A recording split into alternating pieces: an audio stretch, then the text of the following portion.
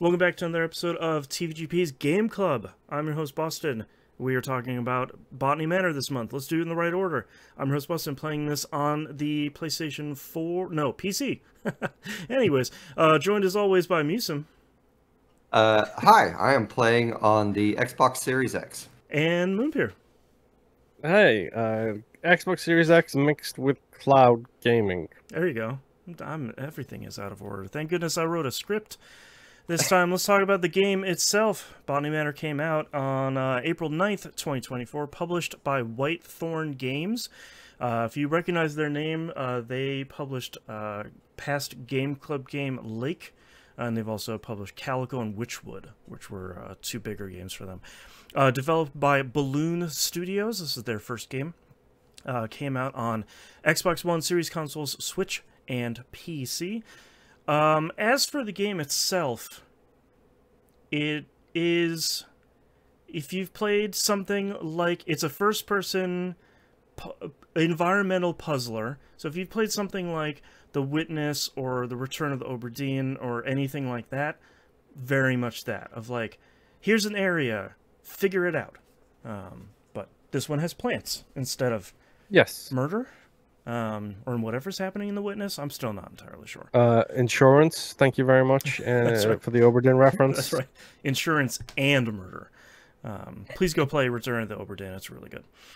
Let's talk about time travel here. Metacritic 82, OpenCritic 83. Peers for the release date here.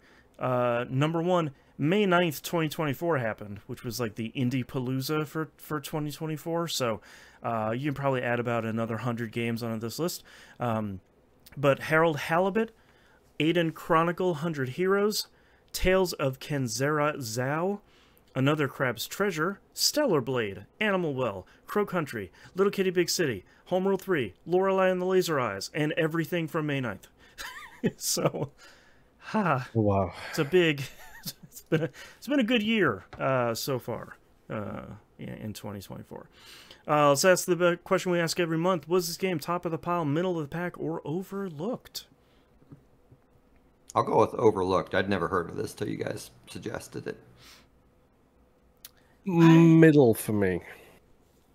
Yeah, I feel like it initially was overlooked, and then I think the huge success of Animal Well said, like, hey, if you like a game like this, you should play Obra Dinn, Botany Manor that came out this year, The Witness, like, and there's like a list of other games that are kind of these like exploratory puzzle games, and people were like, hey, one of these came out this year in Botany Manor, and it was really good. I think that's when I started hearing about it.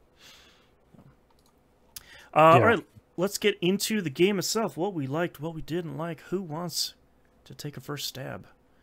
I can start with the only real, the only one real big negative I have about this game. Okay. Part of the process in this game is when you are gathering clues and assigning them to specific plants so you can put together exactly how to make the plant bloom. Mm-hmm. That's the nature of this game. Instead of, to use the Obra Dinn reference, instead of figuring out how somebody dies, you figure out how a plant lives. Like, right. That's there you go. That's the dichotomy for this. Mm-hmm. When you put the clues in the book, you cannot call up the clues from the book. You have to go and find the actual clues in the world to reference the clues that you have assigned to the book. Right. That is my biggest negative point about this, because I don't remember where that Morse code transcription was. Right. So I don't know how to go back and find it. Therefore, meaning that I have to go and run around the world for a little bit longer so I can figure out what the actual... Right. Yeah, if it's definitely something to do with this. It's just I forgot the exact details. Right. So then I need a to Morse go code, check. but what do I need? Yeah. If you're gonna play this and you're not gonna like play along with the walkthrough, I would really recommend keeping at least loose notes in a notebook. The things you pick up in the game are important. You just don't know where yet. Yes. So oh, go ahead. I'm just I would like to say some stuff. And This is a safe space. Yes, it is. before I say it, I would like to take a quote from Jason from The Good Place, where he Mhm. says, "I'm telling you, Molotov cocktails work. Anytime I had a problem and I threw a Molotov cocktail, boom, right away I had a different problem." Which is how I feel about my opinion on this game, like to a large extent, because I have been trying to figure out how to state this nicely. This is a very beautiful looking game. They've obviously come a long way since Lake. This is one of the most boring games I have ever tried to play. So this genre definitely not for you. You know, if there was something in the story that pulled me forward or somewhere, but I did not care at all about this family or find it interesting. Now, granted, I didn't beat the game. I'm in chapter 4, I think is how far I made it. Had a very busy life, and every time I thought about doing anything else, I did it because I was so bored with it. I didn't enjoy the puzzles, honestly. I thought the puzzles, the details of them did not capture my imagination or challenge me in any way. They just felt like really boring. Yeah. I probably should write this detail down. Oh, you want me to look at this poster and then this poster, and I really don't want to do that because I don't care what temperature this thing has to grow in. Okay, you want let me take a picture of the tower with the doors open in the one position for the wind thing. Like if I have something positive to say about the game, it's that I think it's a really good looking game. I think the colors pop, and I like the way the flowers look when they bloom. I think that's the thing that's so interesting about this kind of subgenre is most of them, if not all of them, aren't really story focused. It really is the focus is the puzzles. You have kind of the beginning setting, and then usually have something at the end, but everything else in the middle, we saw this with Obra Dinn, to more extreme way we saw this with The Witness.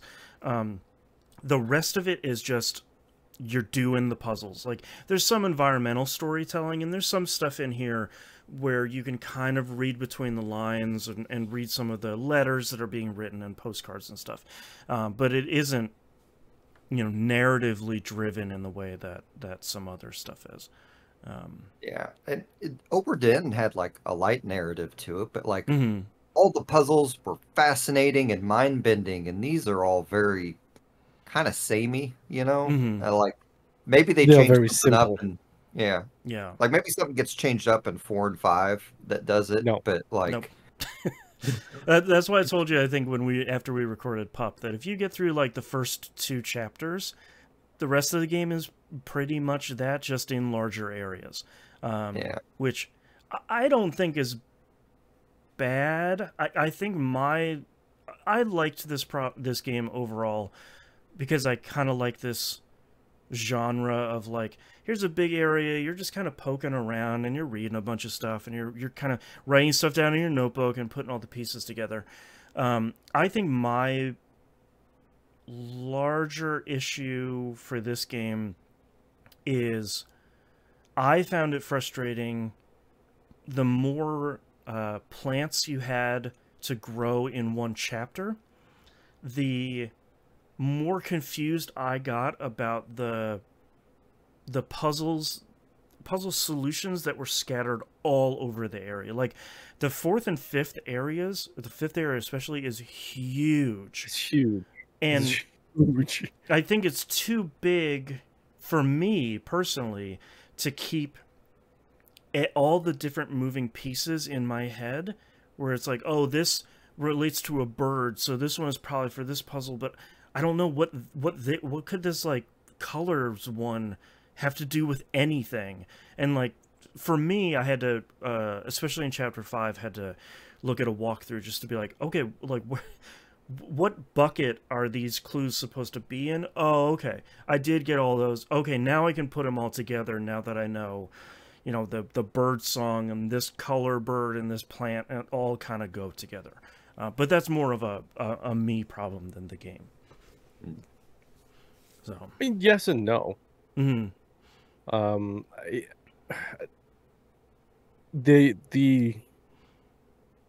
I think so. So I think that's where my dislike of the clues not being accessible comes from, like in the book, because like Oberdin has this exact same thing where it gives you a big space with like 9 dead folk, and it's like you got to figure out and identify who every single one of them are. Mm-hmm. But the fact that you can always pull up to your fingertips the reference points for everything that you've seen, all the clues, all the photos, you can jump backwards and forwards and fit almost all of that you can figure out without having to worry about needing to go back to places. Like maybe once or twice you'll need to go to a location to reference something, but generally all of that stuff is right there in your book. It's right there ready for you to put those 3 things together and then get that wonderful like tick tick like sound when you get the 3 things right. Yeah. Let me ask you both a question. Did you ever solve a puzzle in this game where afterwards you just felt insanely smart for doing it? Smart, not insanely smart. I think that is the thing that this game, I don't think it fails at it. I think the problem is we did this backwards. I think if we would have done Botany Manor and then Oberdin, it would have been a great escalation. Yeah, exactly. But I think the fact that we've started with Oberdin and then we're essentially taking a giant leap backwards to these type of puzzles is that's the negativity for me. That's where it comes from, because the one I did feel really good about immediately knowing, like putting together just based on the puzzles, was in chapter 5. It was the Morse code one. Yeah, I was like, oh, I remember what they said in the newspaper, so then I remember what I need to do, so then I just need to decode this Morse code thing, and then I got it to do. Right. That made me feel smart. For everything else, it's just logical deduction. And very basic logical deduction. Yeah, and there was most of the time. There was only one real puzzle that I was frustrated by, and that was the bird one, where you're sort of leapfrogging the little bird cage all the way across the garden to get to the plant. Like there was maybe like 5 too many hops for that bird to take, and I was just sort of like, come on, I've already done like 10 of these. Can we just can this be sort of a shorter thing? But I agree with you, Moon. Like a lot of it was just sort of like, you put the pieces together. It's nice because you put the pieces together and there's no real execution to it. You kind of put the planter where it goes with the seed in it. You make the area hospitable for the plant, and the plant blooms. There's no like real eldritch knowledge that you need to know. But I do agree with you. I think it makes it positive. It's a positive and negative. I think it's a more simple affair from compared to some of these other games of a similar type that we've played. Yeah, I don't think I have the issue of comparing it with the Oberdin, because I think the Oberdin is one of the best games ever made. So like, there's no world where I was expecting, like, and no offense to this, I don't expect this of any game. Sure. Because if Oberdin was easy to make, we would have gotten another one. I wish they would just take that exact thing and let me be another insurance guy somewhere and go through a new set of clues. Like, the game's so good, but I want an Oberdin in space. I'm not gonna lie. There you go. Ooh, yeah. Give me an Event Horizon Oberdin. Yeah, there you go. Yeah, no, I guess I've kind of said what I wanted to about this game, to be honest with you. Like, I never felt particularly accomplished out of any of the clues. Like, they more just felt like work to me than like, ooh, I expanded my mind somehow. And it has to be hard to write a puzzle that you feel like expands your mind, but I feel like it's happened enough that, like, it's almost a perception thing, right? Like, the Witness, like, a lot of what it had going for it was constantly messing with your perception of where these puzzles were. Right. In this one, there's no perception. You see the puzzle, you find the pot, you find the seed, you have your book with the seed, and then you Mm-hmm. just collect clues, and then eventually you're like, okay, I think these go together, and then Yeah. you get there.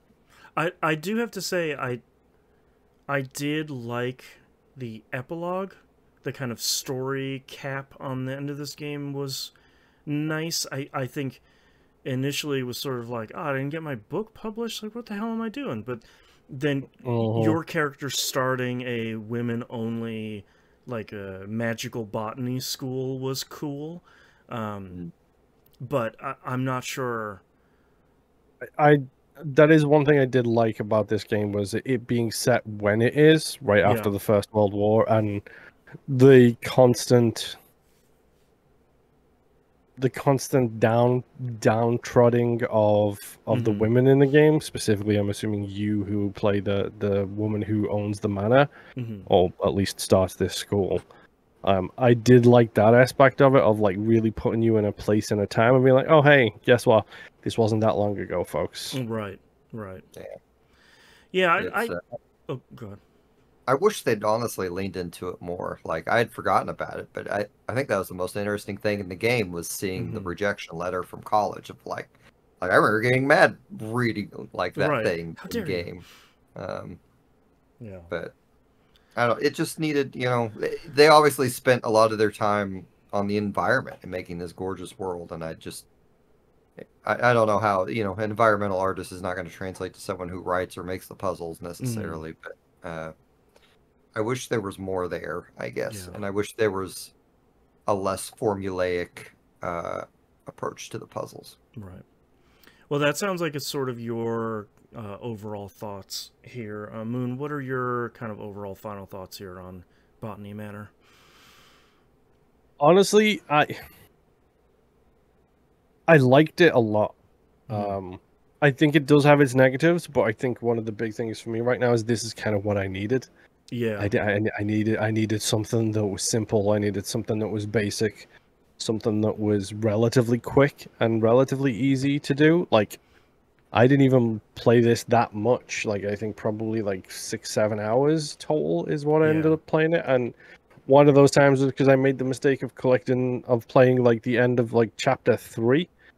I got all the way up to the point where I was ready to get the flowers to bloom, and then I didn't. And then by the time I got back to it, I'd forgotten all of those clues, hence my big complaint. So then I Right. had to go back and refine them all. Um, but honestly, this for a chilled out, relaxing, don't worry about it, don't think about it kind of game. This was exactly what I needed right at this moment in time. Yeah. I think I'm kind of between you guys. I think it's good. I think it's, for me, I would recommend it to people that are kind of interested in these kind of puzzle games as maybe your introduction, like we were talking about with Oberdin, of like, if you're interested in things like this, Botany Manor is probably a really good intro to these kind of notebook puzzle games. And if you like it, then you have, a handful of other games to play after that. And I think I enjoyed most of my time with it, but I don't know if it's one of the games that I'd be like, yeah, it's incredible, you should really go play it. But it's definitely not something I wouldn't recommend. So, Botany Manor, it was good. Thumbs up. Final review. Let's talk about our next game here. We're going to play Magical Delicacy. Came out on PC, Xbox One, Series consoles, and Switch. At time of recording, this is available on Game Pass. So if you want to check that out and play that with us for the next month. I can't even speak. Sheesh. We're going to be playing that for this next month's game. Thank you very much, everyone, for listening. We'll see you next time. Bye. Bye.